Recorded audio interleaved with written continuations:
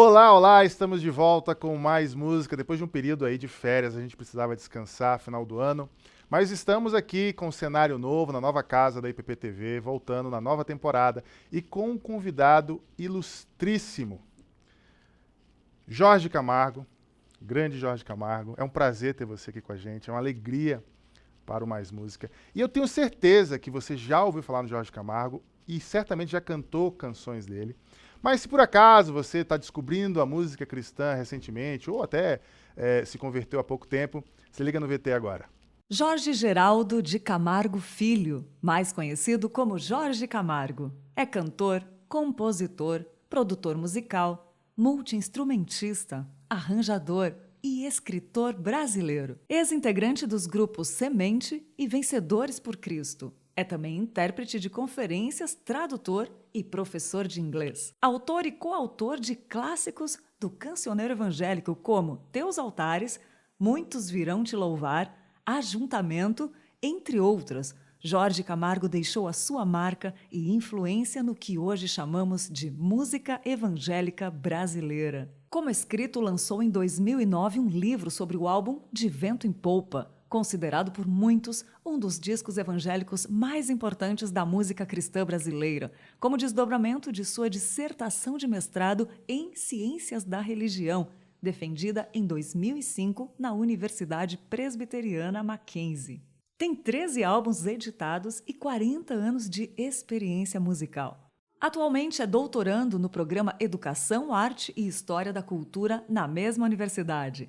Interessa-se pelo estudo sobre a presença, a influência e a importância do sagrado na música popular brasileira e as interfaces entre a arte, a cultura, a filosofia e a religião. Suas músicas foram regravadas por vários intérpretes, como Bianca Toledo, Carlinhos Veiga, Arautos do Rei, Aline Pinnaton, Carol Gualberto, João Alexandre, Paulo César Baruch, Nádia Santoli e Davi Sasser. Agora, algumas palavras de Jorge Camargo. A vida se refaz sob a força do novo. A canção é de minha juventude, feita sobre o tapete da sala de estar da casa de meus pais. A casa que não mais existe, apenas reluz em minha memória. Mas o acompanhamento é com a viola, a de 10 cordas, pela qual tenho me enamorado. Grande Jorge Camargo, ele faz parte da história da música cristã brasileira e é uma alegria poder conversar um pouco, ouvir um pouco da tua história aqui no Mais Música. E eu quero começar direto, sem perder muito tempo, porque eu acho que essa conversa vai ser longa, mas vai ser muito produtiva e muito rica. Jorge, conta pra gente como você começou na música, né? A partir do momento que você começou a tocar no seu instrumento e até, sei lá, chegar no Vencedores e tudo mais. Em primeiro lugar, prazer estar com você, Fábio, e nesse programa. Eu ganhei um violão quando eu tinha 12 anos, a minha madrinha de batismo. E eu lembro que na noite que eu ganhei esse violão, eu fui mexer, não tinha qualquer noção de afinação, de nada, e eu quebrei uma corda naquela noite mesmo que eu ganhei. E ali eu me desanimei, peguei e botei o violão em cima do armário, ele ficou tomando pó durante um ano. Um ano depois, no bairro onde eu morava, na periferia da Zona Norte de São Paulo, eu fiquei sabendo que tinha uma professora de violão que dava aula em casa, e aí com alguns amigos de rua que também queriam aprender violão, a gente começou a estudar, e aí eu tirei o violão lá do armário e comecei a ter aulas com a professora Vivi, com a dona Vivi. Depois de um ano eu tive contato com o Evangelho, através de uma colega de escola que me convidou para ir na igreja dela. Ela também tocava violão e ela convidou a mim e esses amigos. Nós fomos para a igreja dela e ali eu fiquei. E comecei a me enturmar com os músicos, os garotos da época ali na igreja, a tocar dominicalmente, era uma igreja grande, então era uma responsabilidade enorme subir no palco da igreja, domingo após domingo, para tocar para 1000 pessoas, eu, um garoto de 14 anos. Mas a história com a música começa assim. E é interessante que você já chegou, já te botaram para tocar. Isso. Isso é uma coisa que a gente não tem noção de como a igreja é uma escola nesse sentido, né?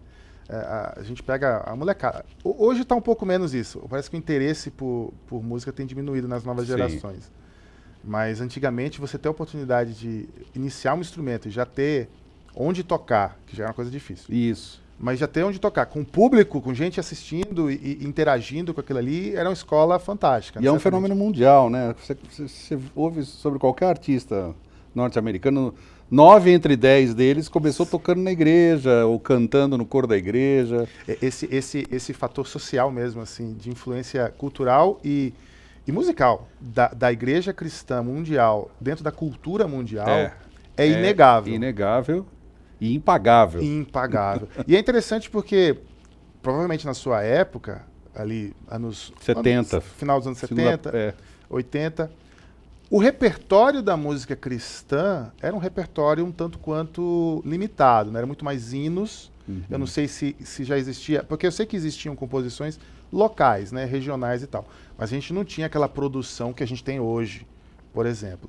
E aí na sua caminhada, eu sei que no seu processo de maturidade mesmo, dentro da música e da igreja, você foi encaminhado então ao Vencedores. Como é que foi isso? Então, final da década de 70, você tocou num ponto importante. Eu ouvia muito rádio na adolescência. E no rádio da minha época, a gente ouvia música brasileira. E música brasileira de boa qualidade, né? E isso acho que nos influenciou de uma maneira muito forte. Tanto que quando a gente vai para a igreja na adolescência, pelo menos eu e muitos da minha geração, a gente levou isso com a gente, né? Essa influência da música brasileira. E você falou de Vencedores. Vencedores na época era um grupo de muito destaque, um dos poucos, né? Sem internet, sem toda essa rede de comunicação de informação que a gente tem hoje.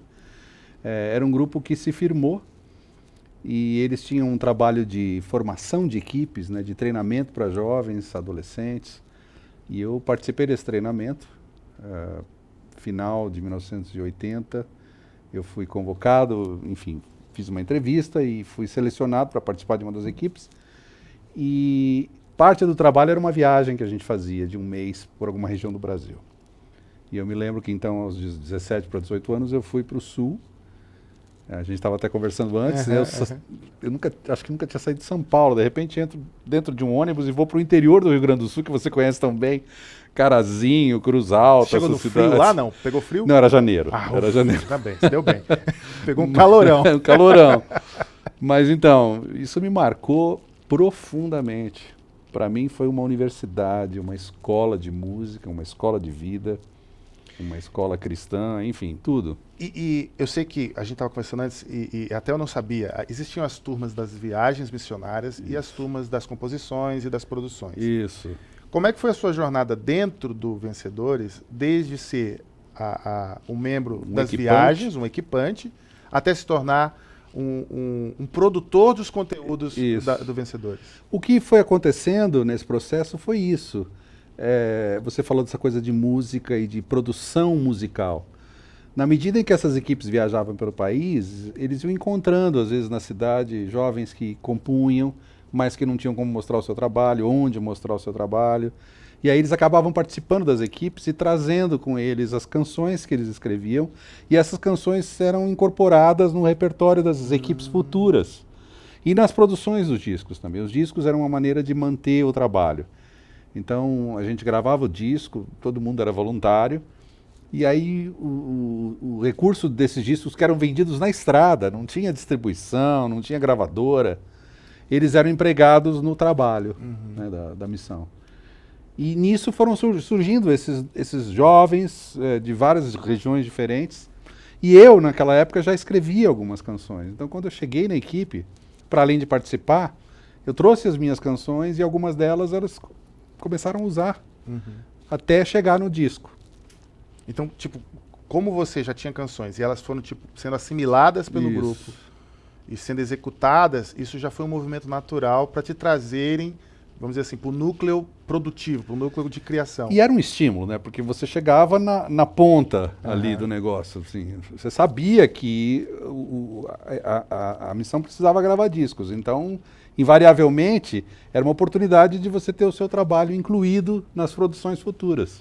Então era um estímulo. Pô, eu preciso compor pensando nisso já também. Ah, já tinha esse Tinha. desejo, assim, Claro. quero fazer parte de alguma forma. Claro. E como é que era a dinâmica? Porque a gente sabe que no início Vencedores eram muitas versões. Sim. Basicamente, como é que era a dinâmica, a proporção entre composições autorais, nacionais e as versões? Como é que era essa dinâmica? Então, a coisa começou a mudar a partir do meados da década de 70, quando chegaram os primeiros. O Guilherme, Nelson Bomilcar, depois 77, você tem Pimenta, Aristeu, que são caras que contribuíram assim enormemente com essa questão da brasilidade na música.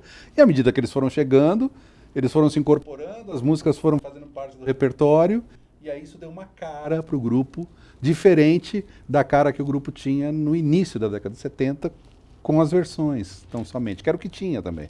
Então, na tua época, as composições originais e autorais, elas tinham um valor, assim, na totalidade dos trabalhos. Então, era muito mais. Eu não sei se ainda tinham alguma versão Não, então, a partir da chegada desses caras, meados da década de 70, você pode observar isso na discografia. Tudo autoral. Né?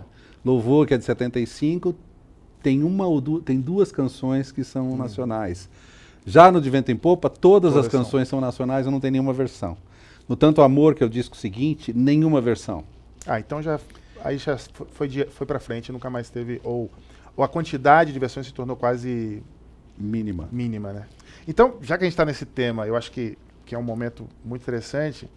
Que música que você poderia trazer para a gente agora que seja representativa desse momento, dessa fase onde você, de equipante, torna-se um produtor, um criador, um compositor dentro do VMPC? Ou então, quem sabe, você faz uma música que seja representativa desse teu momento. Pode não ser uma sua ou de algum outro compositor, mas que represente bem essa fase que você estava vivendo. Ótimo. Beleza. Meu Pequeno Mundo é uma canção que eu acho que é uma síntese desses dois mundos nos quais eu estava inserido, né, nessa transição entre as versões para o que seria uma música brasileira. Excelente. Fica agora Meu Pequeno Mundo, Jorge Camargo. Ó Deus da amplidão, do sol e do ar, que eu sinto no vento e no mar,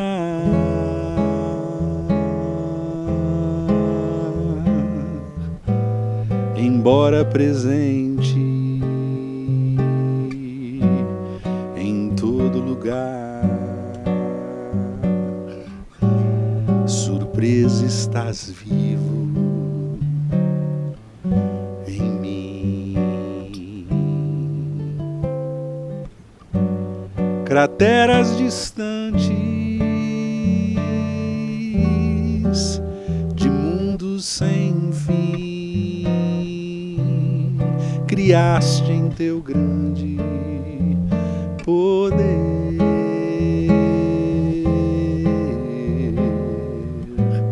Meu pequeno mundo chamou-te atenção,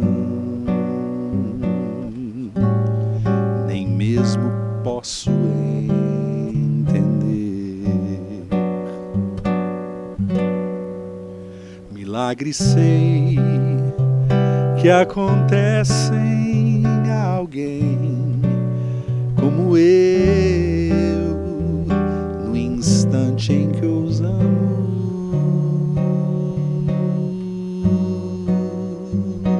crer, pois somos o alvo do seu grande amor, amor que levou Cristo a morrer numa cruz. Podem estrelas cair e o sol se apagar, todo este universo passar, mas nada vai mudar a promessa que me fez Jesus em meu ser vai ficar.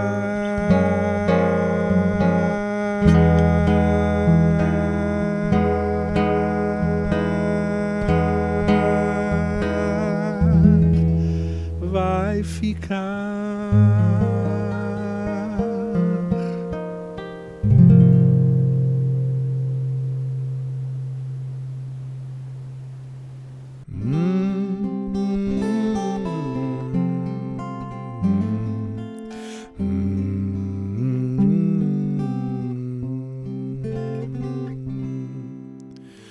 Em Jesus, amigo, temos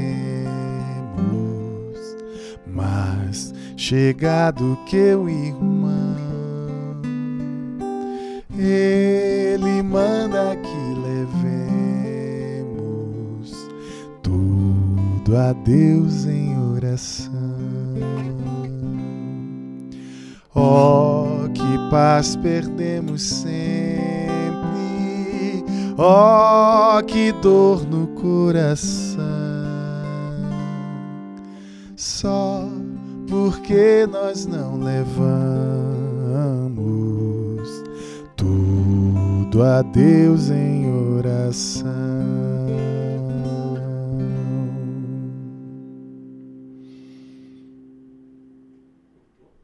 Há um ditado que diz: amigo é aquele que sabe tudo ao seu respeito e mesmo assim ainda gosta de você. O bondoso amigo nos aceita como somos. Ele está ao nosso lado tanto nos bons quanto nos maus momentos e pronto a nos ajudar em tempo de necessidade e tristeza. Foi porque o autor desse hino, Joseph Scriven, achou um verdadeiro amigo em Cristo que decidiu passar a vida mostrando a real amizade. Aos 22 anos formou-se em artes. Aos 27, decidiu deixar a terra natal e emigrar para o Canadá. As razões para a decisão parecem ter sido, por um lado, o chamado cristão e, por outro, a morte acidental da namorada, que se afogou na noite anterior ao casamento. Propôs no coração que se dedicaria a ser amigo e auxílio ao próximo. Professor de profissão, trabalhou sem salário para qualquer necessitado. Doava seus pertences aos desprovidos. Tornou-se conhecido como o bom samaritano de Port Hope. Ainda como professor, conheceu Elisa Roche, parente de seus alunos, com quem foi noivo. Porém, ela adoeceu e também faleceu um pouco antes do matrimônio.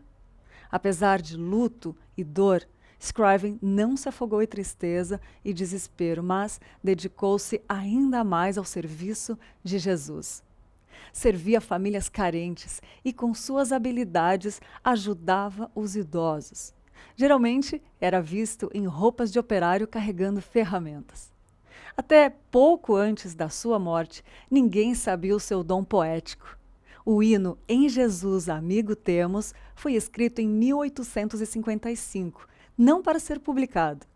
Ele, depois de saber que a mãe adoecera gravemente, incapaz de voltar do Canadá à distante Dublin para visitá-la, escreveu uma carta reconfortante e combinou as palavras da canção. Durante uma enfermidade a qual mais tarde o levaria ao falecimento, um vizinho observou a letra rabiscada em um pedaço de papel ao lado da sua cama. Lendo-a comovido, perguntou quem seria o autor. Ele humildemente respondeu: "O Senhor e eu juntos o fizemos." Certamente não pensou que outros fossem lê-la e muito menos cantá-la. A canção foi publicada anonimamente pela primeira vez em 1857 e ainda depois de mais de um século, sua mensagem tem alcançado os corações de milhões porque é um dos melhores hinos mais cantados ao redor do mundo. Como é bom quando a gente conhece a história daquilo que a gente canta, e não são apenas melodias e letras aleatórias dentro de um inário ou que fazem parte de algum cancioneiro, mas que tem uma essência, tem um porquê. E eu acho que nesse assunto que a gente está falando sobre a história do cancioneiro evangélico, eu queria agora dar um passo mais para frente dentro da tua história e chegar no Grupo Semente. E aí a gente trabalhar, talvez, falar um pouco sobre a tua experiência ali dentro das produções do Morumbi. Eu queria ouvir como foi essa tua caminhada desde a tua experiência no Vencedores até esse movimento para o Grupo Semente. Tá. Foi uma experiência, para mim, inusitada e muito importante. Eu tinha acabado de participar de uma primeira equipe, a gente tinha ido para o sul do país. Quando eu voltei, o Nelson Bomilca, que eu tinha conhecido pouco tempo antes, ele me convidou para fazer parte do Grupo Semente. O Grupo Semente, na verdade, era um grupo formado por ex-participantes de Vencedores, ex-equipantes, como o Sérgio Pimenta e o Gerson Ortega e outros, que sentiam a necessidade de ter um grupo fixo, de ter uma banda, né? Que não tivesse como característica essa coisa da rotatividade, de trocar os membros e tudo mais. Depois de uma experiência dessa também, acho que vamos seguir com isso, né? Aquela vontade de vamos botar isso pra frente. Isso, e eles eram experientes, eu participava de várias equipes, né? Gravados alguns discos, alguns dos mais importantes, né, da época. E cara, eu entrei nesse time, assim, sabe? Eu costumo dizer que, sabe quando o jogador é convocado para uma seleção brasileira e aí o repórter pergunta assim, bom, você normalmente joga no meio de campo, mas na seleção você joga onde? Você fala, cara, eu jogo em qualquer lugar. Se o técnico me botar para jogar no gol, eu vou jogar, eu quero estar na seleção. Uhum. E eu me sentia assim, numa seleção. E tanto que eu cheguei para tocar no grupo e assim, eu toco violão. E o Nelson falou, cara, só tem um problema, já tem 2 violonistas, você vai ter que tocar outra coisa. E resta o contrabaixo. Eu falei, cara, toca o contrabaixo. Traz ele pra mim. Traz ele pra mim. Tanto que eu comecei a tocar, depois eu fui estudar, porque, sabe, não era o meu instrumento principal, mas eu falei, não posso perder essa oportunidade, eu tô nesse, né? Uhum. Então foi riquíssimo também nesse sentido, sabe? De poder crescer musicalmente, artisticamente, e sem contar todo outro lado, né? Eram pessoas experientes, vividas, né? No Evangelho e tudo. Então foi uma escola incrível, maravilhosa. O grupo acabou em 87 com a morte do Sérgio, uma morte repentina, aos 32 anos. Então, assim, foi uma coisa muito traumatizante para o grupo. Mas nós fizemos 3 álbuns, enfim, foi uma experiência legal. E nesse ínterim, como você pode perceber, era um tempo em que as coisas estavam fervilhando, né? Você tinha as equipes ainda rolando, tinha o Semente e o trabalho do Guilherme, que era um ex-missionário de Vencedores, pastor, na igreja do Morumbi. Foi um trabalho também muito importante, porque ele tinha toda essa bagagem, essa visão missionária, essa coisa com a brasilidade, e ele estava numa igreja que na época era uma igreja grande, então ele convocou todos os músicos, os aspirantes a músicos, compositores, aspirantes a compositores, para se juntar e se encontrar regularmente para produzir canções a partir da sua experiência comunitária. E aí nasceram os projetos, as cantatas, Vento Livre, as canções de missão e adoração, que foram frutos das conferências missionárias da igreja. E isso teve um boom assim, incrível na época, porque vários empresários na igreja se mobilizaram para financiar os projetos, para produzir os discos, e isso se espalhou muito rapidamente por todo o Brasil.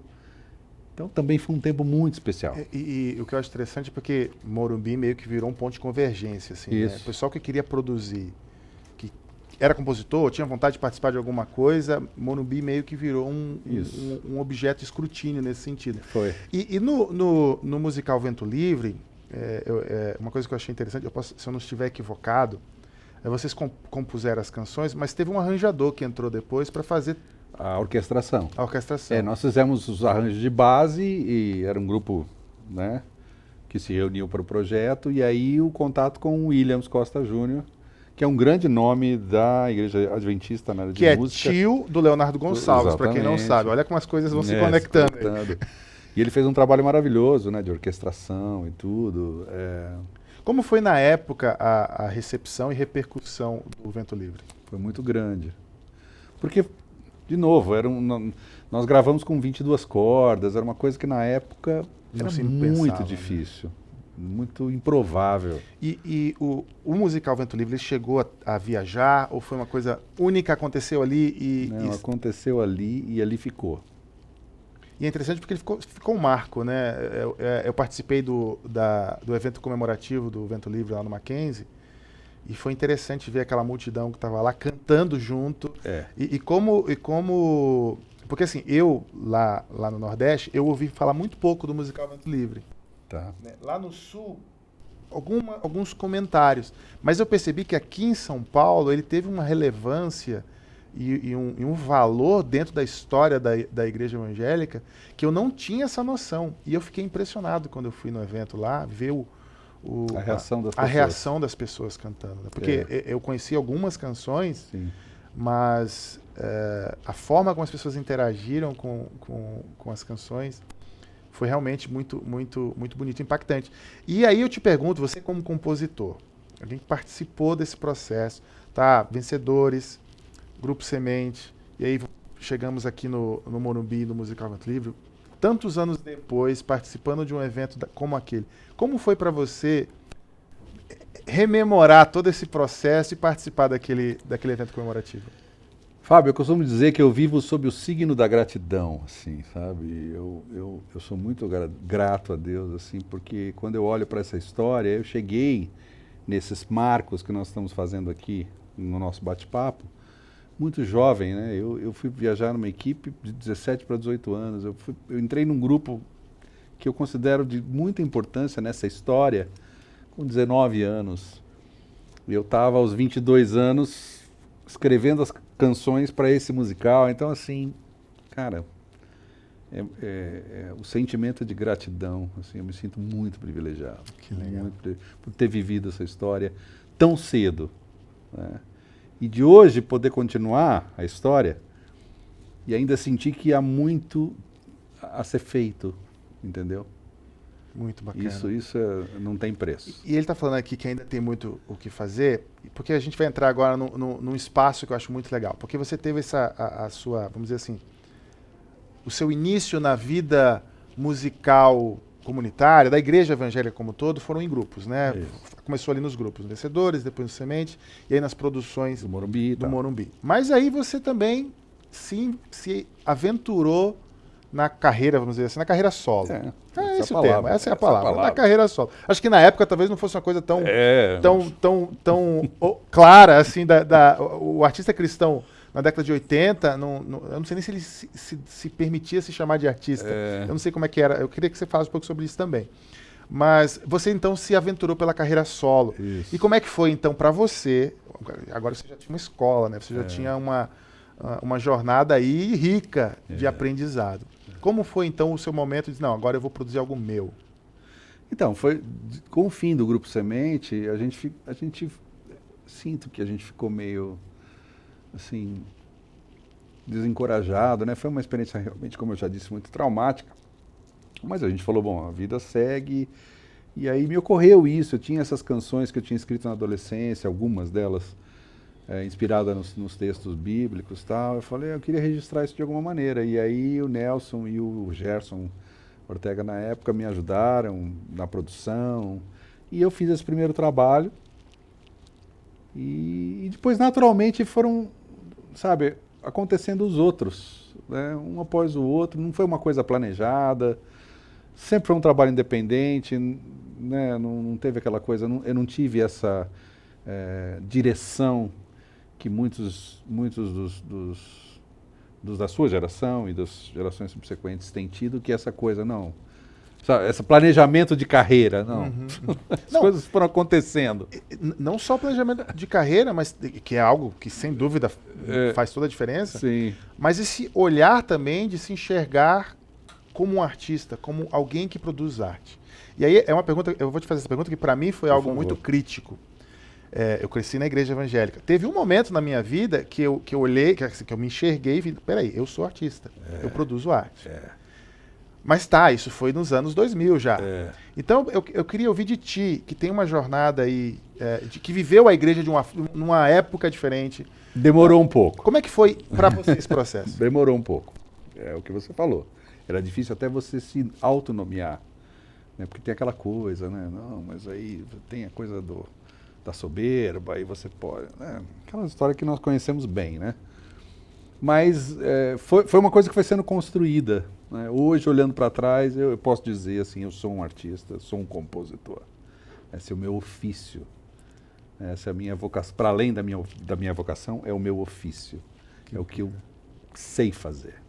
Isso é muito bacana. Isso é maravilhoso. E como é que a gente pode representar esse momento na tua vida com uma canção? Que música você acha que é representativa dessa transição aí dos grupos até o início da sua caminhada solo? Eu vou fazer uma canção que talvez seja a minha canção mais conhecida, que nasceu nessa época em que eu estava saindo da adolescência, entrando na juventude, quase nada metade do que a gente contou aqui já estava acontecendo, que é a versão para o Salmo 84, Teus Altares. Teus Altares, Jorge Camargo, fica ligado.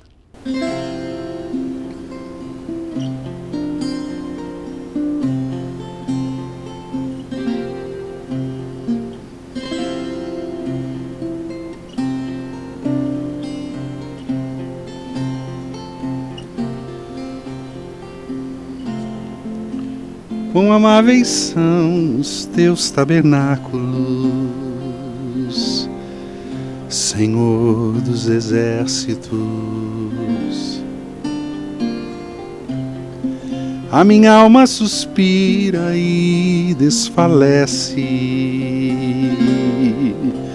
pelos teus átrios. O pardal encontrou casa, a andorinha ninho para si. Eu encontrei teus altares, Senhor, Rei meu e Deus meu. Eu encontrei teus altares, Senhor, Rei meu e Deus meu.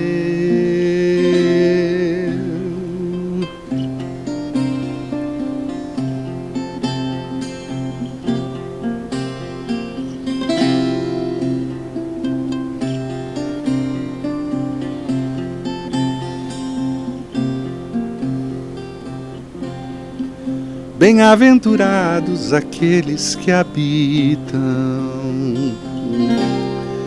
em tua casa,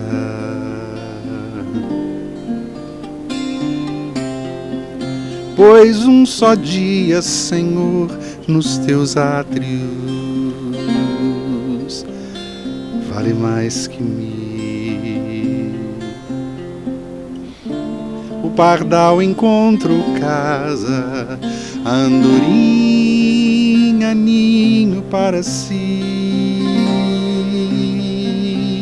Eu encontrei teus altares, Senhor, Rei meu e Deus meu. Eu encontrei teus altares, Senhor, Rei meu e Deus meu. Eu encontrei teus altares, Senhor, Rei meu e Deus meu. Eu encontrei teus altares, Senhor, Rei meu e Deus meu.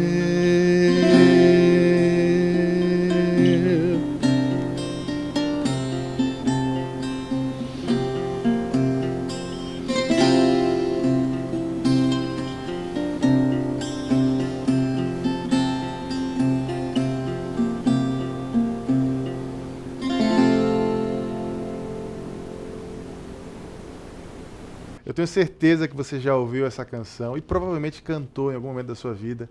E como é bom quando a gente conhece o autor, né? A pena que escreveu. E eu espero que esteja sendo tão bacana para você como está sendo aqui pra gente. A gente vai para um rápido intervalo e já volta.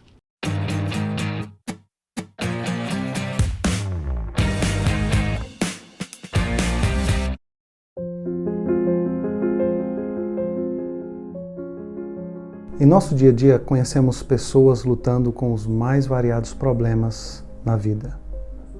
Conhecemos casais com problemas conjugais, filhos confusos, lutando com diversas coisas. Pessoas lutando com ira, com ansiedade, com depressão. Pessoas que passaram por eventos traumáticos em sua vida. Queremos ajudar. O que você faz diante desses relacionamentos? Queremos te ajudar a caminhar com pessoas e poder ajudá-las com a palavra de Deus. Um versículo que marcou a minha vida desde a infância é este: lâmpada para os meus pés é a tua palavra e luz para os meus caminhos. Quando nós caminhamos com o Senhor no dia a dia, a nossa vida tem mais cor, tem sentido, tem um propósito maior. Nós somos mais ousados, mais corajosos e nós temos menos medo de enfrentar situações difíceis, porque sabemos que podemos sempre correr para os braços do Pai. Na sua palavra tem respostas para a nossa vida, para o nosso dia a dia. Ser treinado em aconselhamento bíblico é ter a oportunidade de aprender a aplicar a palavra de Deus que tem a resposta adequada e suficiente para os dilemas do coração, da vida e dos problemas. O treinamento, ele tem o foco não só de trazer essas respostas, mas trazê-las de uma forma sistematizada para que você comece aplicando não somente na vida de outras pessoas, mas aplique a partir do seu próprio coração e possa ser então um instrumento nas mãos do Senhor para trabalhar no próprio coração, como também abençoar a vida de outras pessoas. Por isso que o treinamento em aconselhamento bíblico é muito importante. É desafiador, ao mesmo tempo que é uma grande bênção, porque quando nós cuidamos de outras pessoas, nós somos lembrados todos os dias do quanto nós dependemos da graça e da misericórdia de Deus para lidar com o nosso próprio coração. Os cursos 2021 da Escola de Aconselhamento Bíblico de Pinheiros estão abertos. Faça a sua inscrição. Nós vamos nos esforçar ao máximo para servi-los da melhor forma possível.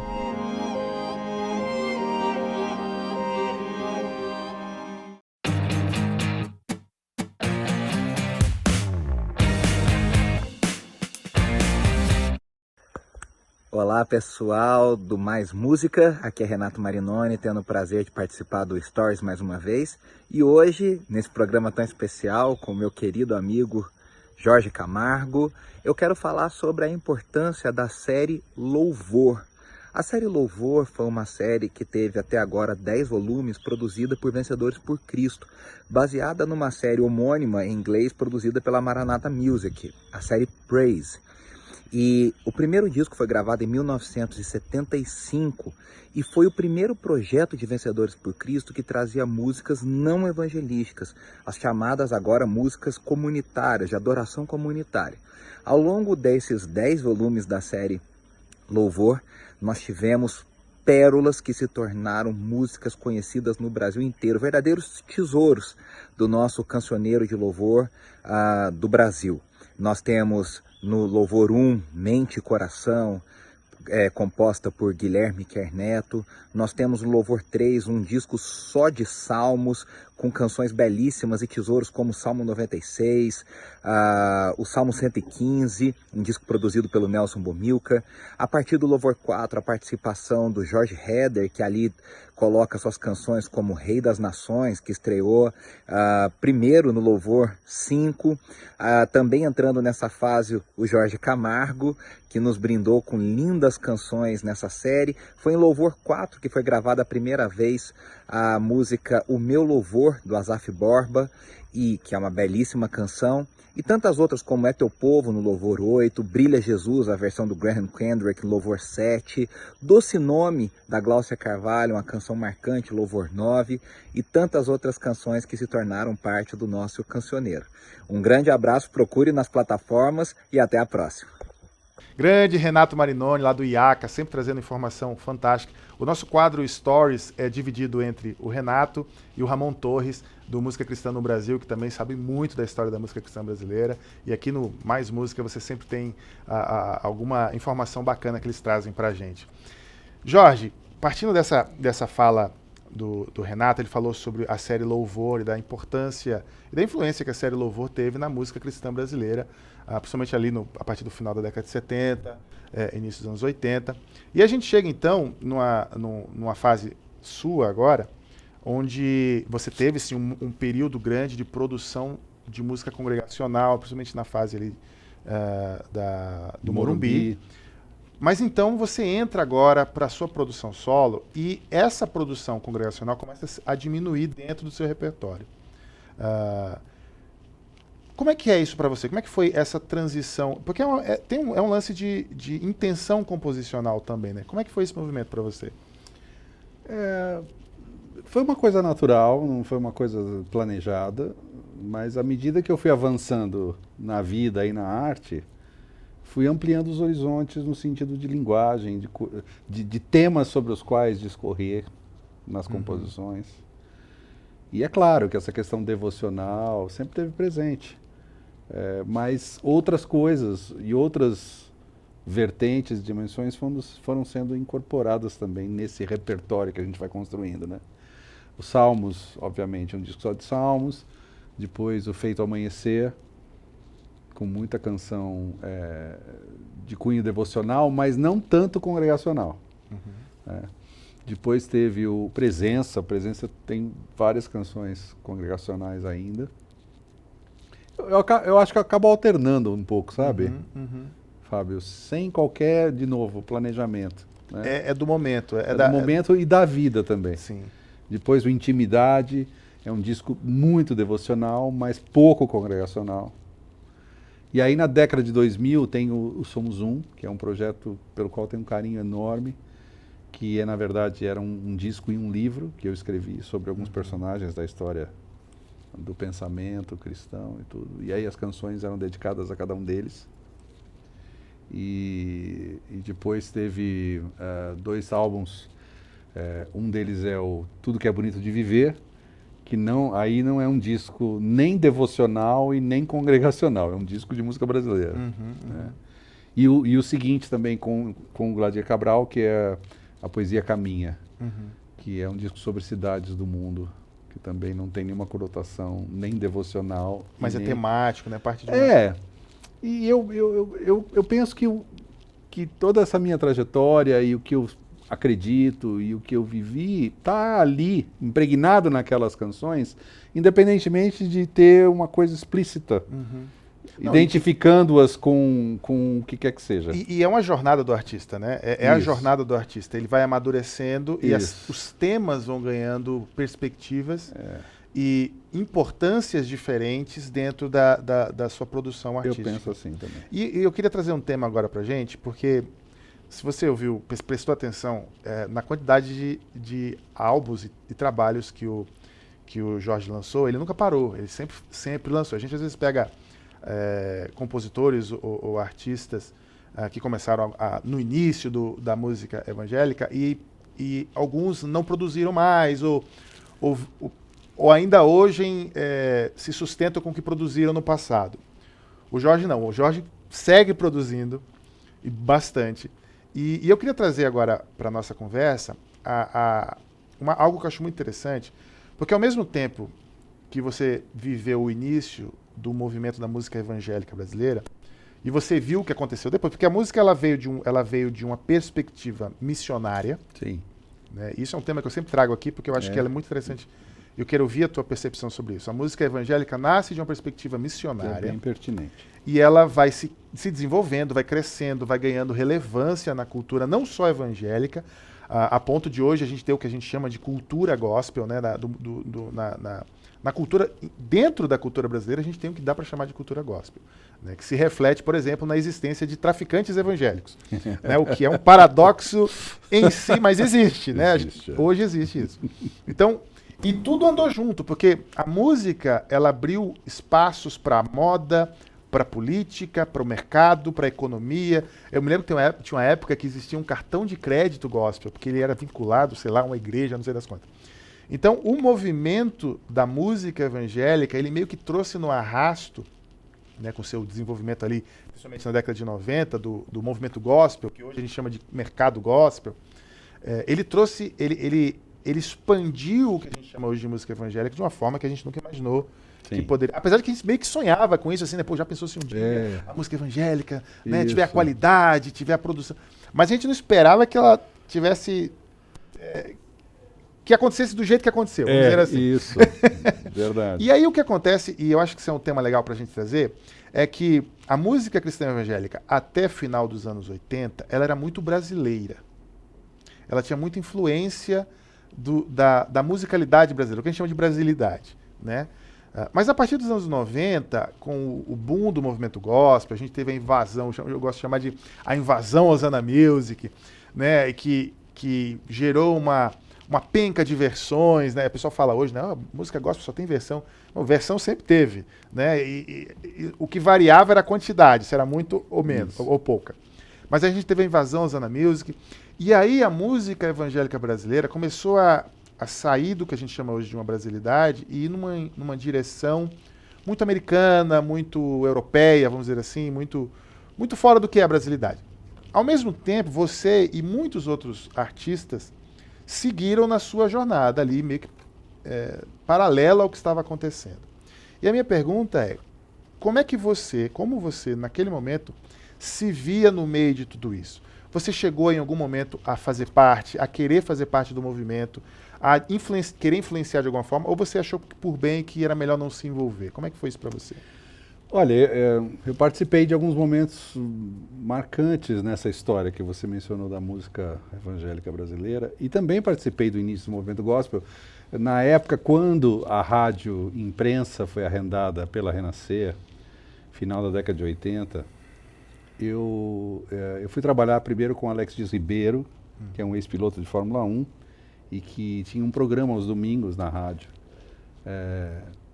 E depois eu fui trabalhar como produtor dele, e aí depois eu assumi a função de coordenador de programação de todo o horário da imprensa gospel no primeiro ano de funcionamento. Então eu vi o movimento nascer, literalmente. De dentro. De dentro.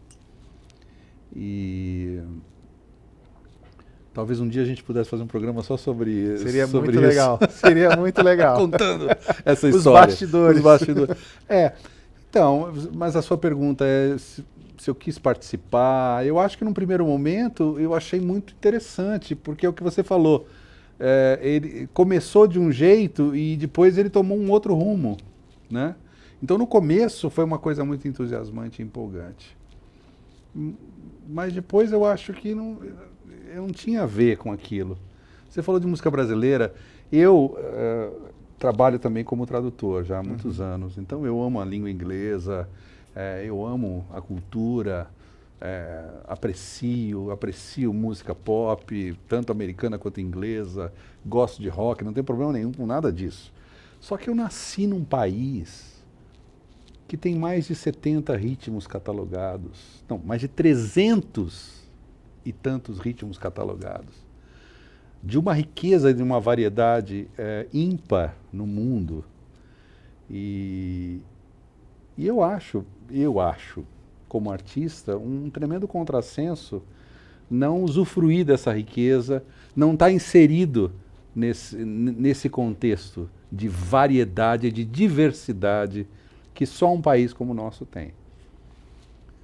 Então, quando eu vejo essa uniformidade que movimentos, que propostas, às vezes de cunho puramente industrial têm, isso me incomoda, assim, eu não consigo me ver nesse ambiente, assim, entendeu?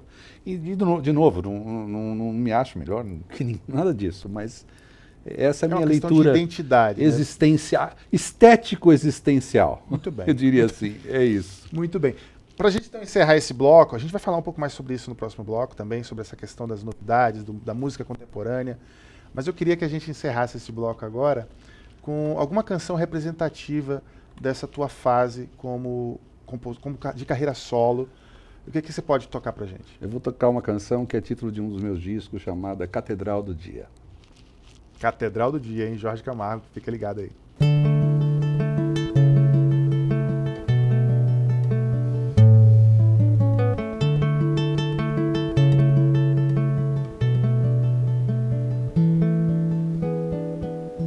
A Catedral do Dia se iluminou de cores, um raio de alegria no chão dos dissabores. E os som da poesia acalentou meu coração.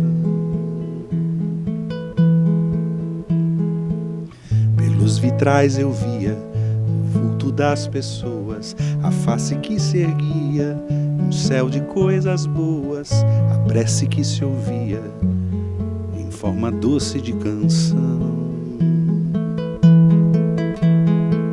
É Deus quem nos convida a não ficar sozinhos, a dar e receber a mão, a descobrir caminhos, história repartida, a voz, a mesa, o vinho, o pão, e despertar do sono e semear paisagem e não temer a escuridão,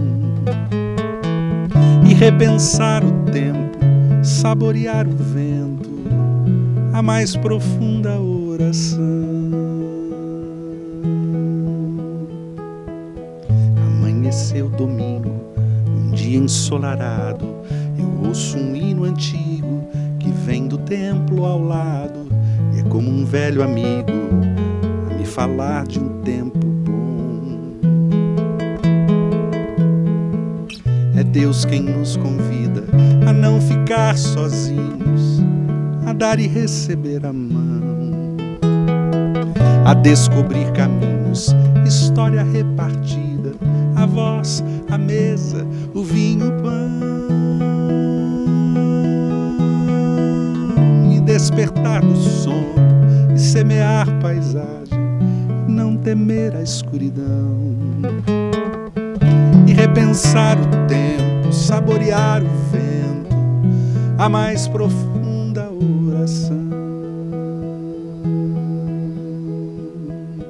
A catedral do dia se iluminou de cores, um raio de alegria no chão dos dissabores, e o som da poesia acalentou meu coração.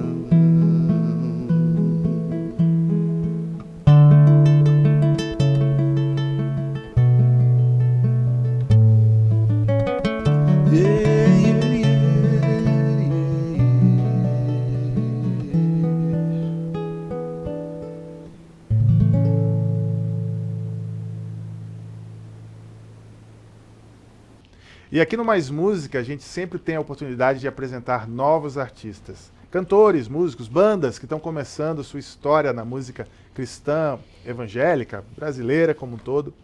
E a gente quer ser uma plataforma que fomente e incentive esses novos artistas. Então fica ligado agora com vocês, banda Ipona.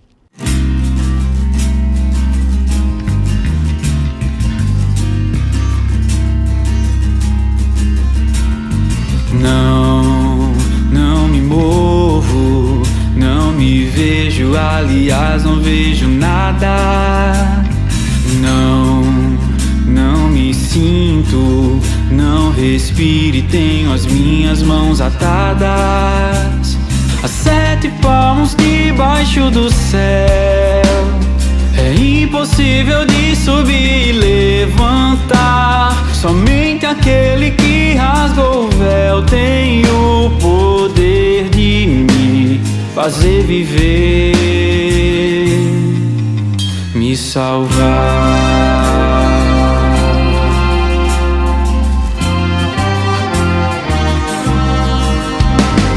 Não me movo, não me vejo, aliás não vejo nada. Não me sinto, não respiro e tenho as minhas mãos atadas a 7 palmos debaixo do céu. É impossível de subir e levantar, somente aquele que rasgou o véu tem o poder de me fazer viver. E essa foi a banda Ipona, lá de Pernambuco, minha terra, e eu fico muito feliz em poder abrir esse espaço e divulgar novos artistas. E se você que está começando um projeto, quer enviar seu material aqui para o Mais Música, entre em contato pelo maismusica@ippinheiros.org.br, conversa com a nossa equipe, manda o material, vai ser um prazer divulgar você aqui também.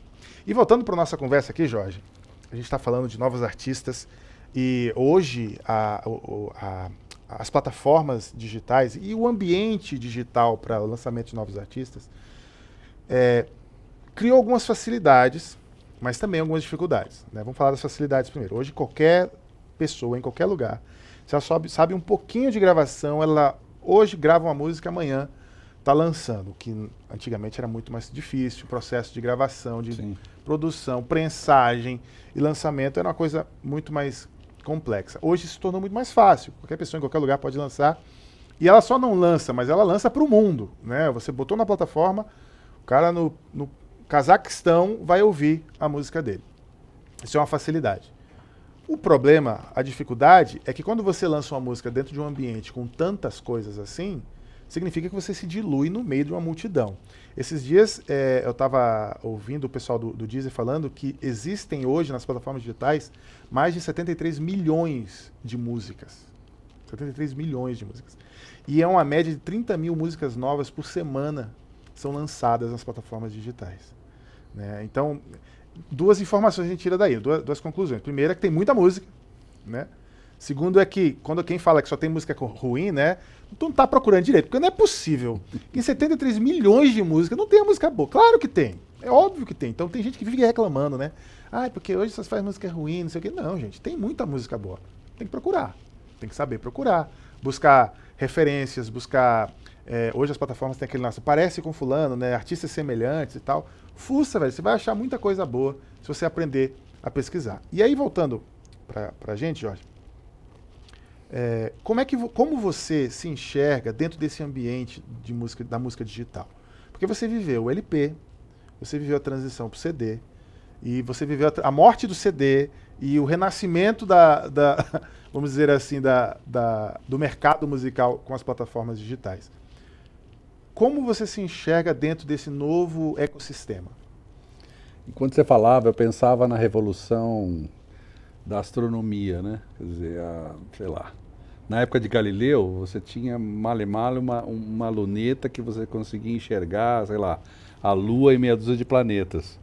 Hoje, com o Hubble e aqueles outros todos, a coisa ficou muito maior, né? Sim, cara, o universo se tornou... Ficou muito maior. E você falando dessa coisa das músicas, é isso, né? Eu vivi uma história em que as limitações eram muito grandes e hoje o mundo é a nossa paróquia, como diria o John Wesley. Eu acho que eu vivo isso como todos os artistas, né? Assim, é uma luta diária para produzir, para disponibilizar, isso ficou mais fácil, como você também disse, mas com essa consciência de que é um mar de informação que nós, né, no período da nossa vida, eu não vou conseguir ouvir 73 milhões de músicas no resto da minha vida. Então, e até o final dela vai ter mais, sei lá, outros milhões, tantos milhões de músicas disponíveis.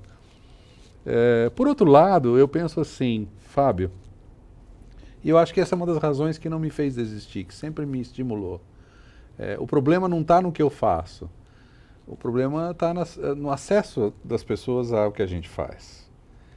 Então me consola saber que há no nosso país de 200 e tantas milhões de pessoas, um número expressivo de pessoas que consumiria o que a gente faz, que desfrutaria do que a gente faz, que veria valor no que a gente faz.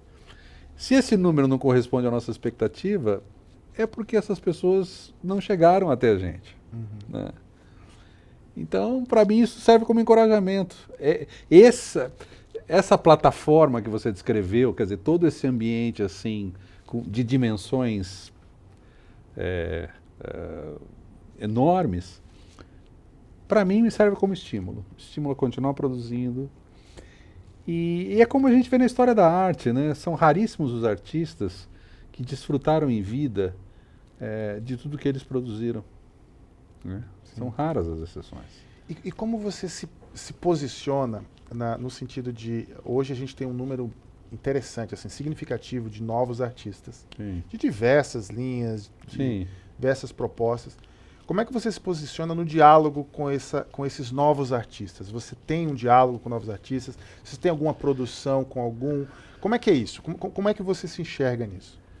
Eu me sinto um pouco relapso nesse sentido, né? Às vezes as pessoas me perguntam, até por conta do passado, como você vê o cenário da música congregacional no Brasil? Eu falo, cara, eu ouço muito pouco muita música congregacional. E, de novo, não é por preconceito, nem por nada, mas eu estou ouvindo outras coisas. Então, é o que a gente está falando, não dá tempo de ouvir tudo. E como eu não me considero alguém que tem que necessariamente dizer alguma coisa sobre esse momento, eu prefiro não dizer nada. E se a gente sair da música congregacional e for para a música... Para música. Para música de uma forma ainda produzida por cristãos, mas usando até a tua história, sem ter esse olhar funcional para a música como arte, pura e simples, vamos dizer assim. Você tem relação com artistas cristãos que produzem esse tipo de música? Tenho algum contato. Com os mais jovens, tenho contato com o Marcos Almeida, algum contato com o Leonardo. Espero que a gente possa estreitar a nossa relação, enfim. O Gerson Borges, que é mais ou menos da minha geração, um pouco mais jovem, a quem eu admiro, eu acho que tem um trabalho maravilhoso, é um grande artista. O próprio Paulinho Nazaré também, que tem um trabalho muito interessante, tem uma marca, né, uma coisa, você ouve, você sabe, uma identidade muito forte, na maneira como compõe, né, que é uma maneira própria e muito interessante. Eu me lembro quando o Crombie surgiu. Pois é, como a foi sensação, marcante, né? Exatamente. Porque trazia esse frescor, né? Dizendo coisas, não eram coisas superficiais, mas de uma outra maneira, com uma outra construção poética e na questão harmônica também. Então tem muita gente legal, né? Fazendo muita coisa boa. É o que você falou, não tem só coisa ruim, não. É que a gente às vezes não tem acesso, né? A gente não dá conta. E isso é uma característica do nosso tempo, né?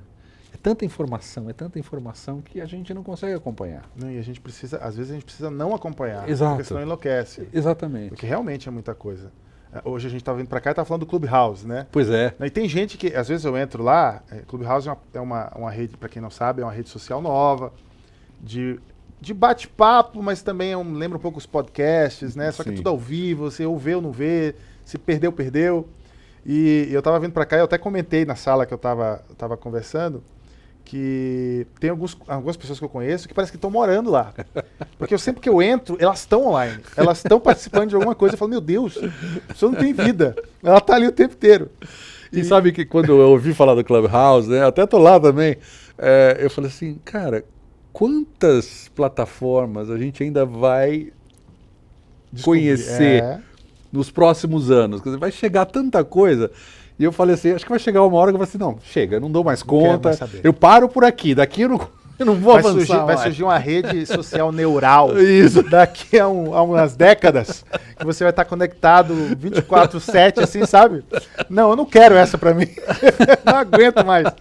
Mas isso é muito louco, né? E essa coisa da rede social, trazendo esse assunto, o artista hoje, de maneira geral, não só o cristão, ele meio que tem que ser um tudólogo, assim, né? Ele tem que ser músico, ele tem que gerenciar a própria carreira, ele tem que ser marqueteiro, ele tem que ser designer, ele tem que ele tem que, sei lá, ele tem que ser influencer, ele tem que dançar no TikTok, ele tem que ter frases de motivação no Instagram, ele tem que ser... Parece que ele gasta mais tempo sendo tudo, menos sendo artista, né? E essa loucura que o mundo digital trouxe para a vida do artista é curioso, porque eu peguei o finalzinho mas quando a gente começou, a Talan, por exemplo, a gente já começou como banda de internet. Então já estava naquelas plataformas lá. Era MySpace, Trama Virtual, Palco MP3, né? Que eram as plataformas iniciais. Então a gente já começou nesse ambiente.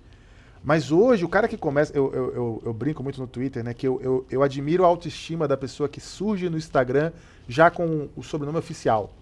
O cara entrou no Instagram hoje, mas já tem um oficial ali, né? E eu admiro essa autoestima, porque a gente meio que teve que construir essa autoestima, né? Né, oficial, qualquer coisa, né? O cara já nasce ali com o oficial.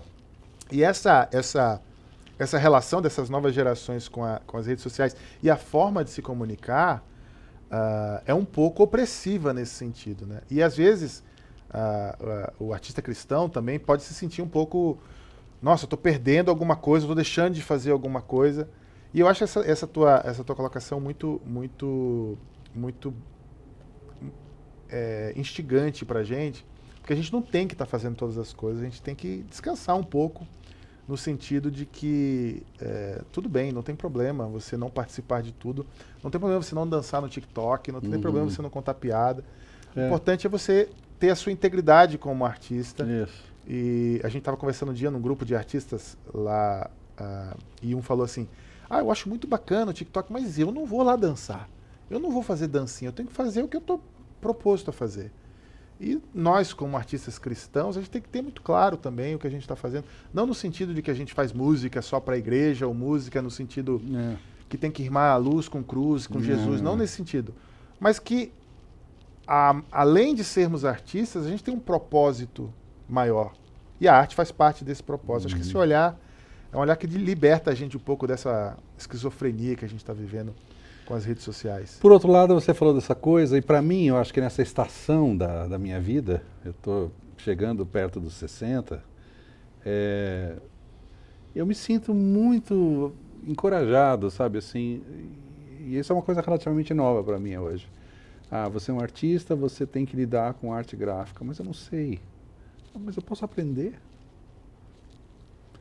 Você tem que lidar com a questão digital, mas eu não sei, mas posso aprender. E tenho aprendido e tem sido muito, assim, estimulante, sabe? Eu me sinto muito encorajado a continuar produzindo. Eu acho que eu tenho muito o que dizer. Acho que toda essa história chega... Eu a vejo como, na verdade, uma plataforma, um trampolim para coisas novas que ainda estão por vir, para canções novas que ainda estão por ser escritas, para coisas que eu quero dizer que ainda precisam ser ditas. Então eu estou em paz e muito, muito encorajado. Isso é sensacional, sensacional. É muito incrível isso, porque realmente as novidades podem... Tem dois caminhos que a gente escolhe. Ou a gente se apavora, isso, ou a gente encara. Então acho muito legal o que você está falando. E esse finalzinho que você falou, né? Tem coisas que eu ainda vou produzir, coisas que eu vou escrever, me traz a gente pro finalzinho da nossa conversa, que é esse trabalho que você lançou, que são Canções da Quarentena. Eu queria que você falasse um pouco sobre esse projeto. Bom, como muitos artistas, né? A gente ficou trancafiado em casa durante muitos meses, e aí eu fui contatando amigos, músicos, e fui escrevendo canções que foram fotografias desse momento. E aí foi uma coisa muito colaborativa, cada um gravava de casa, e aí eu também, nesse processo que eu estou falando para você de aprendizado, eu sempre fui rato de estúdio, entrava no estúdio, gravava lá no aquário que eu tinha que gravar, nem passava pela técnica, ia embora, sabe? Assim, minha relação com a técnica era zero. Mas agora, com os recursos disponíveis, eu comecei a despertar para isso. Eu falei, poxa, eu preciso aprender a mixar, eu preciso aprender a ouvir, E aí, então, comecei a produzir minhas próprias coisas, num aprendizado que você sabe que é constante. Então, assim, foi cara, maravilhoso fazer isso, né? Esse projeto colaborativo, com participação de gente do mundo inteiro, amigos do mundo inteiro. O Caruso, que está lá em Santiago de Compostela, a Josane Pimenta, que está em Nova York, e aí todo mundo contribuindo, a gente gravando. E escrevi, então, essas canções, que são canções da quarentena. E registrei nesse álbum que está disponível nas plataformas. E qual foi o período, assim, desde que você decidiu começar? Nós começamos em março. Bem no início, então. Bem no início da pandemia, logo nas primeiras semanas. E terminamos, sei lá, agosto, setembro. Foi um processo de maturação. Porque, na verdade, é volume 1, porque nós fizemos canções para 2 volumes, né? Eu vou lançar... Para 2 quarentenas? 2 quarentenas, não. Que não seja um presságio! Nós dividimos a quarentena em 2 partes. Ótimo, a quarentena é uma só. Muito bom, muito bom. Qual música que tu pode cantar pra gente desse projeto? Eu quero fazer Maltrapilho, que é inspirada na obra do Brennan Manning, naquele livro O Evangelho Maltrapilho, que é um livro lindo. Então fica agora com vocês, Maltrapilho, do Jorge Camargo.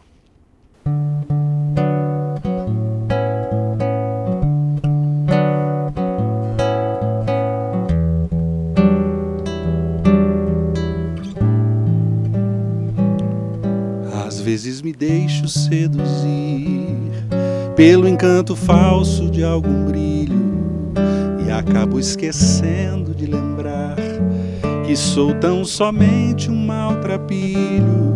Há uma graça incomum à porta, feito sol brilhando na janela, que me chama a passear com ela e a regar o chão de minha horta.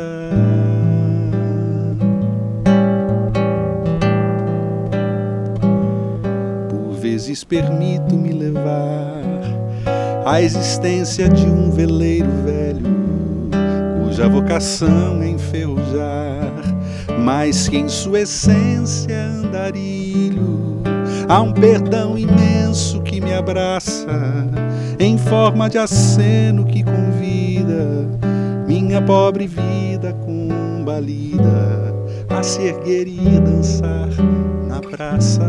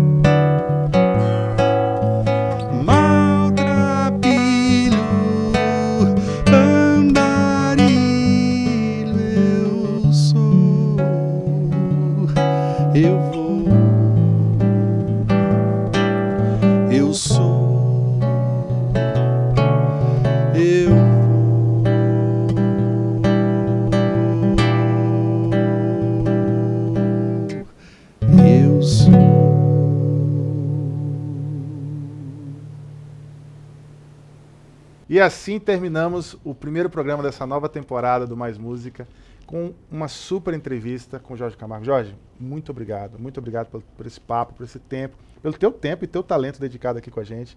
A gente fica muito feliz, obrigado mesmo. E a gente gostaria que você desse aqui alguma rede social que você mais utiliza, quem quiser te seguir, bater o papo, sei lá, não sei como é que é a sua relação com o pessoal que conversa contigo nas redes, mas quem quiser conhecer o Jorge Camargo, acho que no Instagram, qual é que é teu perfil lá? É Jorge Camargo Oficial no Instagram, mas também estou lá no YouTube, também no Facebook, é só procurar. Tá no Twitter também, não? No Twitter também. Olha no Twitter menos, assim. E no Clubhouse agora, né? No Clubhouse. Clubhouse agora, tá todo mundo no Clubhouse agora. Então, ó, você quer ouvir mais do Jorge Camargo, ele está em todas as plataformas digitais, tem uma discografia incrível, com um repertório fantástico. Tem canções dele no repertório do Vencedores e diversos outros trabalhos que você encontra também. A mão do Jorge Camargo ali, a pena dele. Então, conheça, desfrute, divulgue. Eu acho que é de muito crescimento para você conhecer mais da obra do Jorge Camargo. E assim a gente encerra o nosso programa de hoje. Se você quer ser um parceiro do Mais Música, sei lá, como você quiser apoiar o nosso canal, quer mandar uma camisa para mim? Pode mandar, eu vou adorar. É só escrever para o maismusica@ippinheiros.org.br e assim a gente conversa e faz o que tiver que fazer. Siga a gente nas redes sociais também, a gente está no Instagram, Mais Música IPPTV, não tem erro, é só procurar. Se quiser também falar comigo, é Fábio Bez lá no Instagram, onde você quiser, no Twitter, seja lá onde você quiser procurar. E então a gente encerra assim o nosso Mais Música de hoje, espero que vocês tenham gostado e até semana que vem.